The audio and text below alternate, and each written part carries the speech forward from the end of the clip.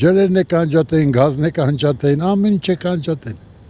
Մենք ենք մեղավոր։ Այսպես հեգնանքով են արձագանքում քաղաքացիները, երբ լսում են, որ մայիսի 1-ից կեսգիշերից հետո ջուր չի լինելու։ Հանրապետության ողջ տարածքում ժամը 24-ից մինչև 7 ջրանջատումներ սահմանելու մասին Յոլաջուր ընկերության որոշումը քաղաքացիների շրջանում դժգոհության մեծ ալիք է բարձրացրել։ Ճիշտ ժամանակ են ընտրել, որ օրերը տաքանում է, մարդկանց ջուրը ավելի շատ է պետք, դրա համար տյանջատվի։ Ինչ ուզում են անում են այս երկրում։ Ապրեն իրանք, ինչ ասեմ։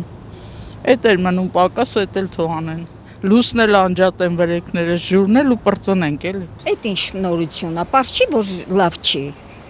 Ջրով են մարդիկ ապրում, ոնց կարելի է ջրի վրա ձեռք բարձրացնել։ Համաձայն չեմ։ Ամռանտապին ինչպես կդիմակայեն, ինչու հենց այդ ժամանակահատվածում։ Այս հարցերն են մտատանջում մինչև ուշ գիշեր աշխատող այս կնոջը։ Շատ վատ որոշում է։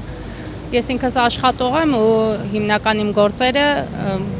ուշ ժամերի եմ անում, ինձ շատ անհարմար կլինի։ Մինչ ընկերությունը խոսում է ջրախնայողության անհրաժեշտությունից ու ամառային ծանրաբեռնվածությունից, քաղաքացիները շարունակում են հարց բարձրացնել։ Արդյոք խնդրի լուծման միակ տարբերակը գիշերային ջրանջատումներն են եւ դրա հետևանքով առաջացած անհարմարությունները։ Վայ, բա ոնց կլինի։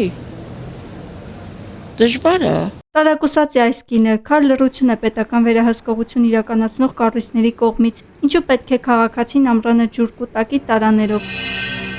Բաժանորդագրվեք Արմատ մեդիայի ալիքներին YouTube-ում, Facebook-ում, Instagram-ում եւ Telegram-ում։